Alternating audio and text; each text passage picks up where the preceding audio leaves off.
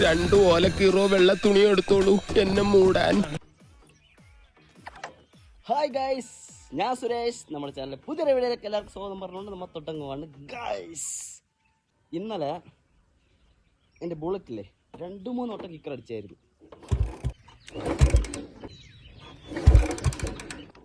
എന്നിട്ട് സ്റ്റാർട്ടായിട്ടില്ല. എനിക്കാകെ മടുത്ത്. എന്നിട്ട് ഞാൻ പിന്നെയും കിക്കർ അടിച്ചു.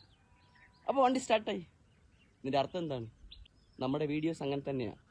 നമ്മൾ ഒരു വർഷക്കാലമായി വീഡിയോസ് ചെയ്തിട്ട് ഇനി അതിനേക്കാളും പവറായിട്ട് അടിപൊളിയായിട്ട് നമ്മുടെ വീഡിയോസ് വരും. അപ്പോൾ തുടങ്ങിയാലോ? റീസ്റ്റാർട്ട്.